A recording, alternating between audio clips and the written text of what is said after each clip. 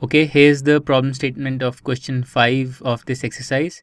ABC is an isosceles triangle with AB equal to AC. Draw AP perpendicular to BC to show that angle B is equal to angle C.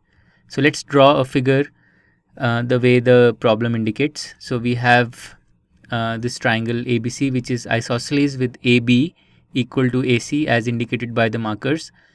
Now the problem says draw AP perpendicular to BC. So let's do that. So from point A, we draw this perpendicular line to BC, which intersects BC at P, and this is perpendicular. And now using this construction, we have to show that the angle at B is equal to the angle at C, or angle B equal to angle C. So what we're going to do is we are going to compare the two triangles that are formed in the figure, triangle APB and triangle APC. So in triangle APB and triangle APC, let's compare these two triangles. So we have this side AP common to both the triangles. So we can say AP is equal to AP common.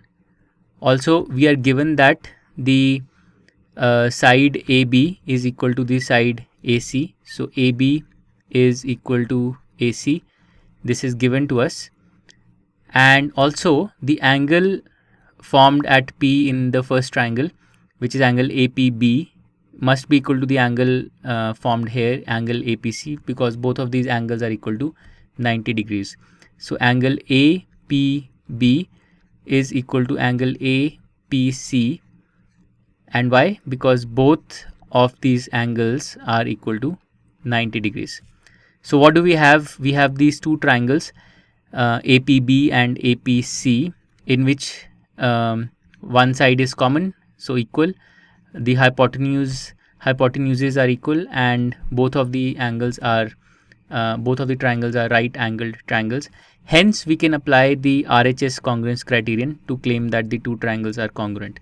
So we can say that triangle APB is congruent to triangle APC using the RHS congruence criterion. Okay, and now because these two triangles are congruent, all their corresponding parts must be equal, and in particular the angle at B must be equal to the angle at C. So we can say that angle B equal to angle C using corresponding parts of congruent triangles applied to these two triangles APB and APC. So that completes our proof that that angle B is equal to angle C. To learn more about how QMath can help you crack school and board exams, explore QMath Leap, a live online classroom program run by highly experienced and committed teachers.